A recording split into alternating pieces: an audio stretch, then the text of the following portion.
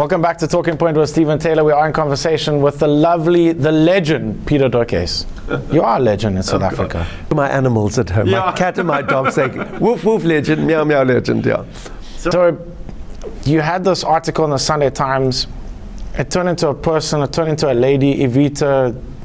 How did it feel actually dressing up as her the first time? How did that? I'm an actor. It's a job. It's a costume. You know, even today, people still say to me, "Oh, Peter, do you sleep in her underwear?" And I say, "Listen, does the deep sea diver go to bed in his wetsuit? I mean, come on, it's a job, you know."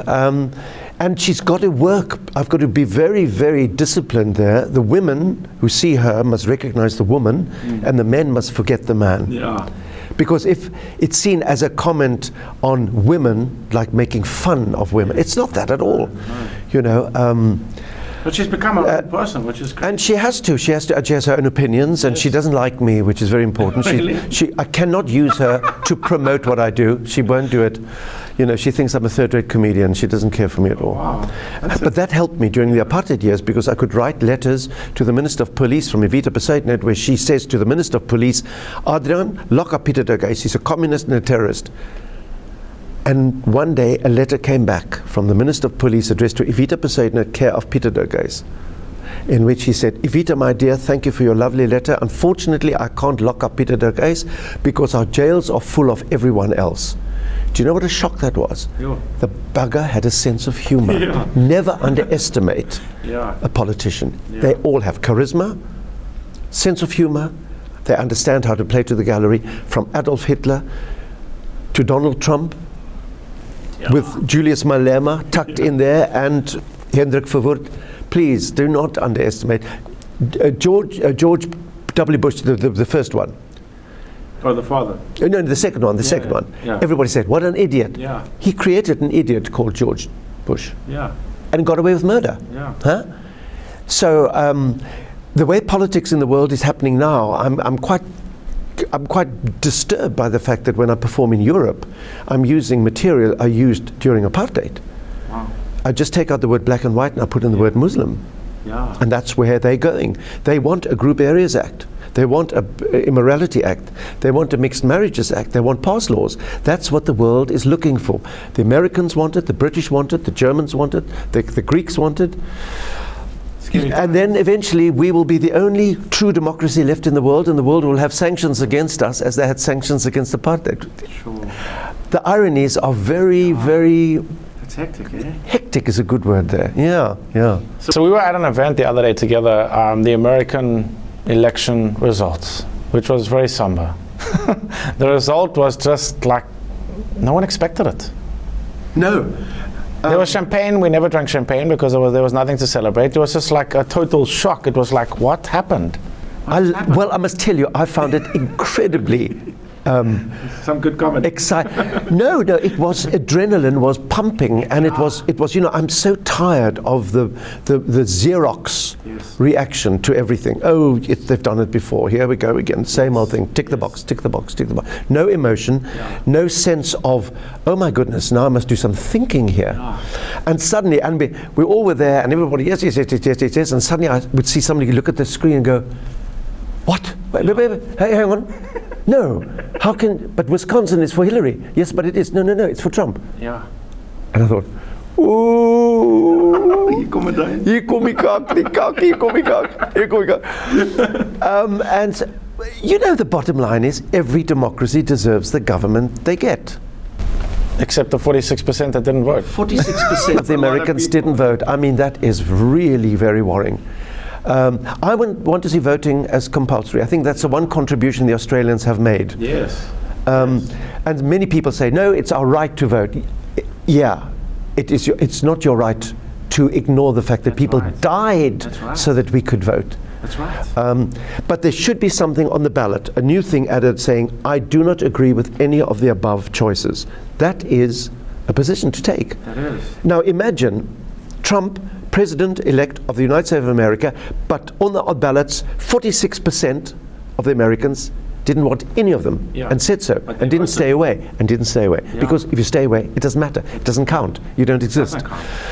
But let's give him a chance. Let's see what happens. Let us see what happens. He didn't expect it. I think it came to a shock to him. it. And now he has to really change his ways and be diplomatic. He has to be a president. It's a gift for the people in my business, because all we need is to take the orange cat and put it onto your head, and then you grab the pussy, you know. I didn't say that, you said that. I said that. So Peter, tell me about your new show that you're doing now, something completely different. Yes, it's called The Echo of a Noise. The Echo of a Noise. Yeah. And it's turned out to be a memoir. In fact, I sit there and tell you stories behind the stories. I've never done this. I've never. First time you're doing it? Well, there was so much that I had to do so many other things, and you know, and I had the whole sort of satirical cluster of characters going back to 1980. Yeah. And suddenly I've got a story to tell about me and my father. We didn't get on, and me and Sunny Abada, who was our maid through those years, from when I was like 11, she was my Cape Flats mother. And she, through the years of her humor and her discipline and her extraordinary, I suppose she was colored, yes, but she was not going to be a victim. And she taught me the real Afrikaans. Die Kaapse vlakte Afrikaans, né? Oh, ek het so lekker Afrikaans gepraat. And through the years, she broke down my barriers of superiority and of fear. And she made me eventually realize that I don't have to be white, I just have to be a South African. That's right. And there I have these two amazing people. And you know, I started doing the show about a year ago, but like one performance at the Grahamstown Festival and a few performances at Evita and the people just so identified, and it's the most universal piece of theatre I've ever done. Sure. Because politics is not always everybody's cup of tea, but everybody has a father and a mother and a grandparent, and has had an inspiration or has had the fear and has been trapped by not understanding what sex means and what love means and what hatred means and what politics means. So it's got lots of fun and humor, and there is. My mother killed herself, so that's pretty grim. Sure. You never recover from that. No. And I was really, really moved to realize how many people in my audience have been through that unbelievable loss. Yeah. And also say, you can't recover. What do?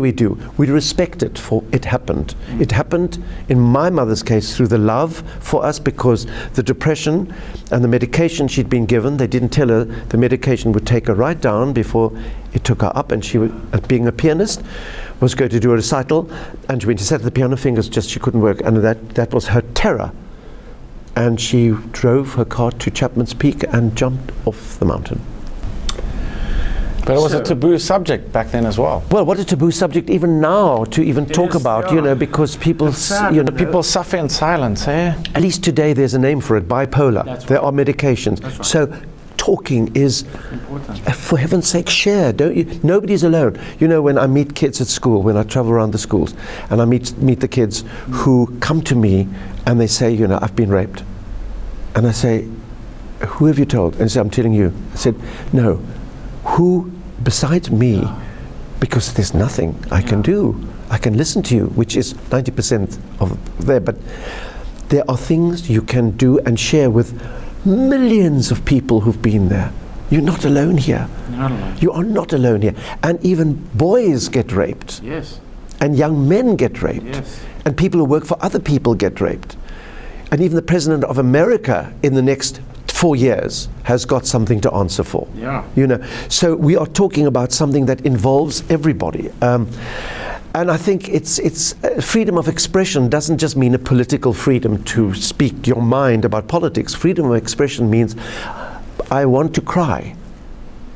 Who can I cry with? Yeah. And in this, the echo of a noise, there's been a huge range of emotion that I sense with the audience. And I'm at the Baxter Theatre now, till the 17th of December, which is a very nice piece of entertainment, which it has to be, to share with your family and the people you love, towards the end of a year, a difficult year, going into another difficult year. Yeah. But everything is difficult. People keep on saying, you know, is it easy? I don't want it to be easy. If something's easy, somebody's fingerprints are on that. Yeah. Hard is good. Yes. You know, but you've got to keep your discipline and your structures and do your homework and understand exactly what you can do to contribute. Maybe not always straight to the jugular, but in high-heeled shoes with eyelashes and red mouth that people actually forget. Yeah. Just because Evita's not real doesn't mean she doesn't exist. Yeah. So, yeah, it's and being 71 years old is also nice because the audition is over. The disease to please has been cured.